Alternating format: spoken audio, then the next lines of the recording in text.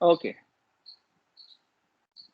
Now, so let's start our new topic, working with the content provider, right? So this is very important topic. So up till now, whatever we discuss, the four methods of storing data in our particular Android applications, right? So that is limited to our application, right? So what is the meaning of that limited? So that particular data is accessible only from that application only. No other application can access it, right? So suppose if I want to access some another application's data, so how can I access? So there is one solution we have.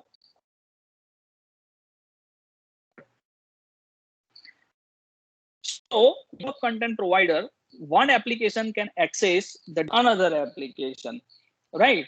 Suppose say for example, we are using Facebook, Instagram, and WhatsApp regularly, right? So suppose let's take example of WhatsApp. So whenever you are opening the WhatsApp, the WhatsApp is another third party application, right? So your WhatsApp can access your contact list. So your contact list is your particular application that is already with us, right? We are using third party application, that is a WhatsApp. Okay. So WhatsApp can access your contact list. So one application is accessing a data of another one application. So how can be this possible? So with the use of content provider, that particular thing is possible, right? So let's discuss about the content provider. Content provider manages access to a central repository of the data. So a provider is a part of an Android application which often provides its own UI for working with data. So WhatsApp has its own UI with the working of data, and contact list, it's a different application, right? Now, however, content providers are primarily intended to be used by other application which access the provider using provider client object, right? So here, suppose say for example, this is our one application, this is our contact list, and here is the content provider, right? So this is our content provider, this is our WhatsApp, and this is our contact list. So this particular thing and this particular is our data, right? So here you can see that this particular content provider has access of read and write of this particular data, and with the use of content provider, WhatsApp can access this particular data. Suppose say for this is a Facebook, right? So Facebook also can access this particular data. So content provider will provide an intermediary role to provide a data, to share data between various applications, but with the permissions, right? So it is a part of security. First of all, they are asking you for the particular permission, can I access? And after you provide the particular permission, you can access that particular data, right?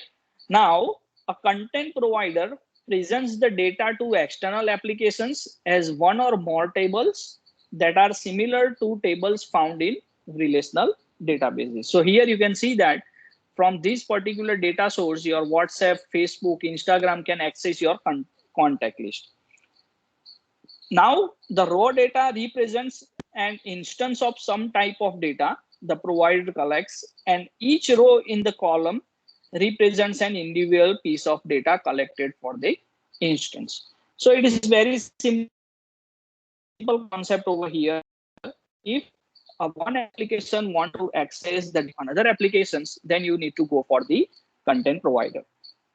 Now here, search operations, content provider, one data. So on this data flat site, it is a wonderful image is going to depict over here.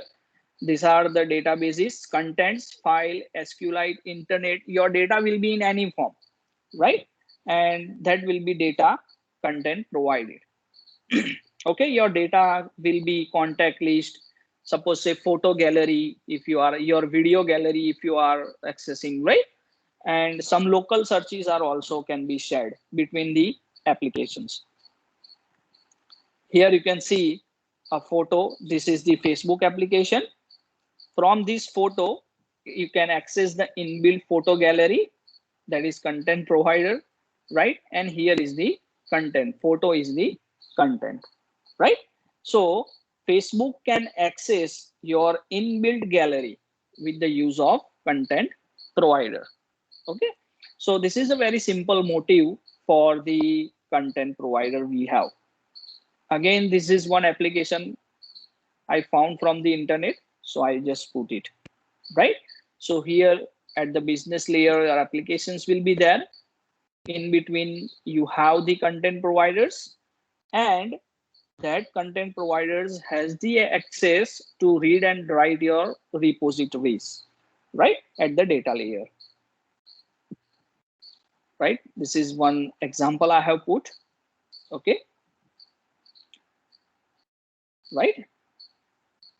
Now, to access the data from the content provider, you need to deals with some classes objects, right? So content resolver is one of the object in our application in order to communicate with the content providers for data access. So this is very important, object content resolver.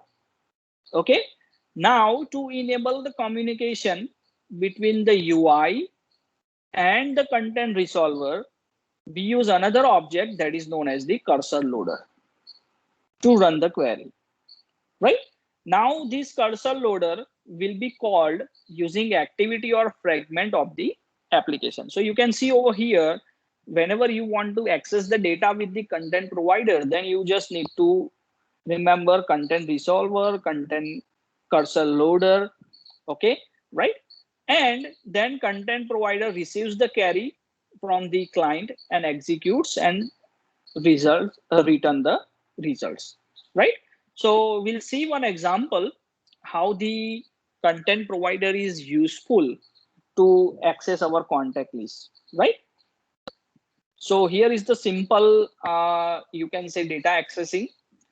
Here is your activity or fragment, cursor loader, content resolver, content provider, and this is the data source. So if your activity or application wants to access this data, then you require content provider, content resolver, and cursor loader, right? So with the use of these three important you can say classes and objects methods, your application can access this particular data, right?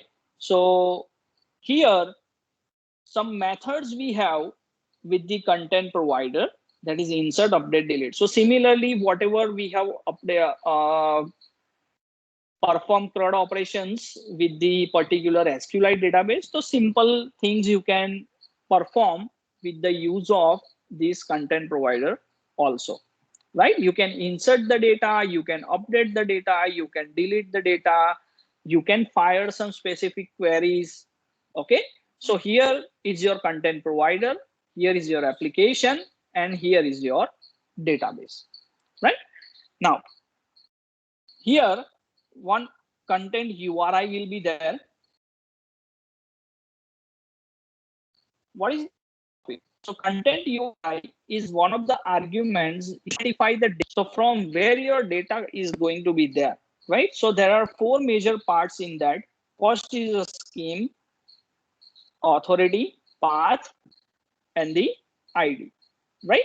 So with the use of these four parameters, you can see over here, you can use the content URI. So actually how we can use this, then we'll see in our next example, right? So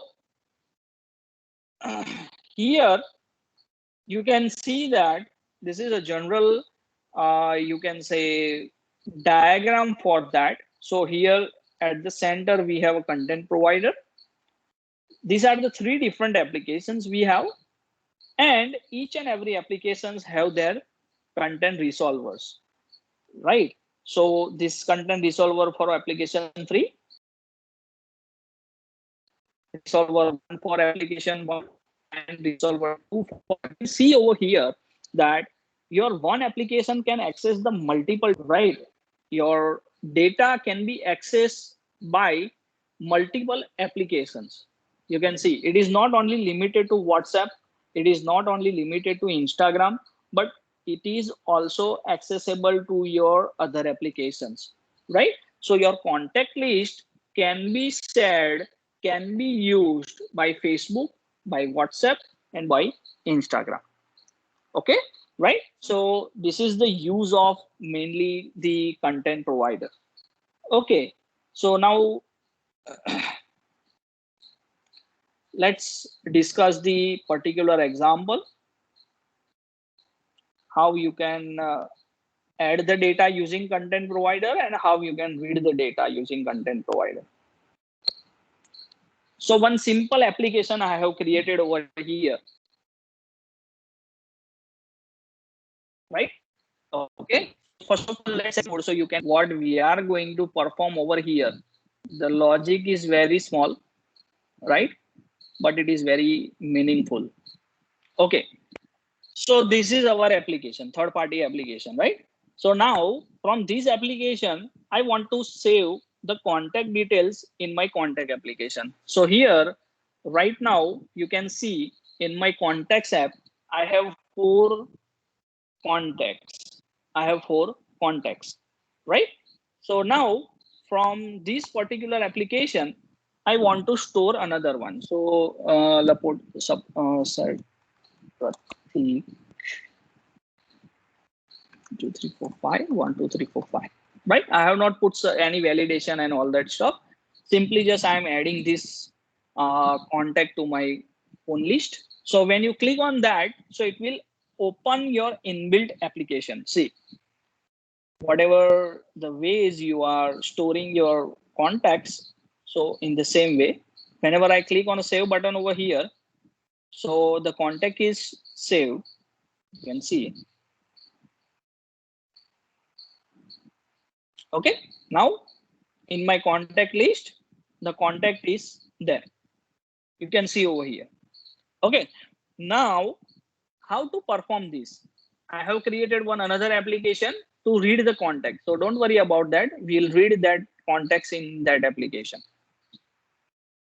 Okay, so here one simple UI you have to create. Enter a name, enter a number, save contacts. Okay, now here simple find view by ID is there. Find view by ID is there. It is very simple. Now over here. So whenever you are performing this kind of application, then runtime permission is required.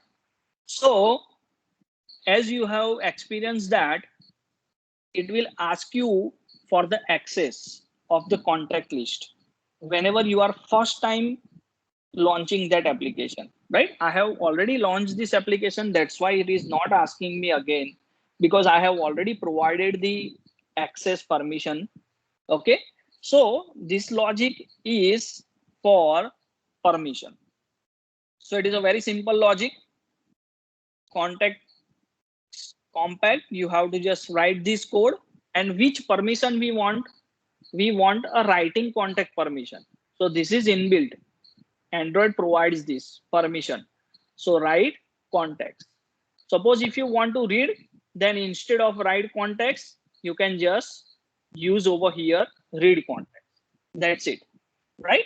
This is your request code. You can also set some static request code, but I have put 0, right? I don't want to set a request code. Now, if I'm providing the particular application, if my application is granted, right, then what I want to do, here I have 2 things I'm fetching. One is a name, another one is the number, right? And as we saw that content providers, with that we have action insert, right? So here you can see intent, new intent, action insert, then set type, put extras. You have to use these particular functions. Okay, and you just pass this name and phone number, right? Whatever we are going to save into that, and then start active. Okay, so this particular thing will call the inbuilt, you can say, contact list UI for saving the contacts, right? And once you click on a save button, then your contacts will be saved. So it is a very simple logic. This much logic you just need to require to add the data. Here, to execute this particular code, one permission you need to take in the application level, so that is in Android manifest file, you need to take this permission, right? That is use permissions and write context permission, right? So by simply writing this much code, you are able to access your contact list, and you can add a contact into your contact list, right? Now, the same application we have for reading. So how you can read data, right? Now I want to read the data. Okay. Right? So let's see how you can read the data. First of all, let me execute the code.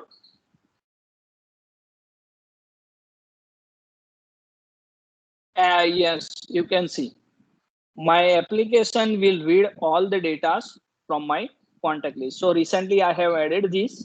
So you can see your data is going to be read by your application. Okay, so simple list view I have used over here to. Let's understand the code. So code is very simple again. First of all, in a design, you have to take one list, right? So in the list view, just simply take a list view and set the ID for it. Android manifest ma, you just need to take a read contact permission. These are the prerequisites. And let's jump onto the code.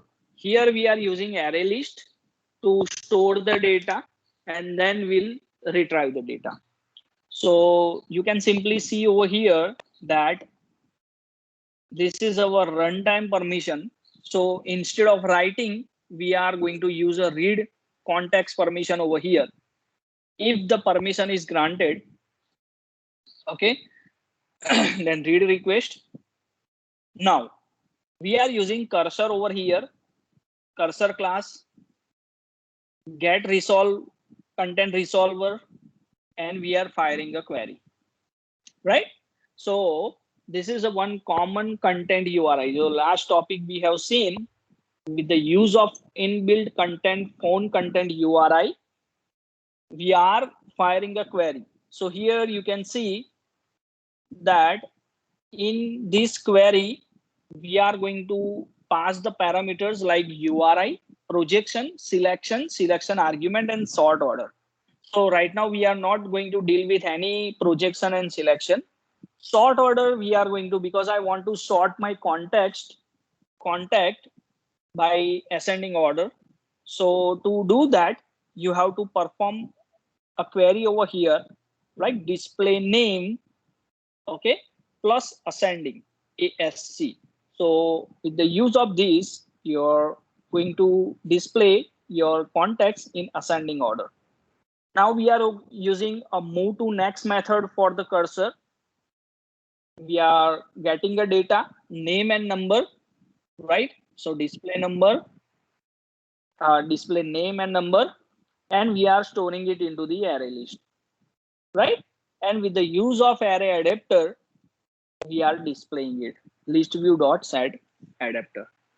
So by writing this particular code, simple code, okay, you are able to read the contact from the contact list. So this is the beauty of content provider, that one application can access the data of another application, right? So this way you can deal with the contacts.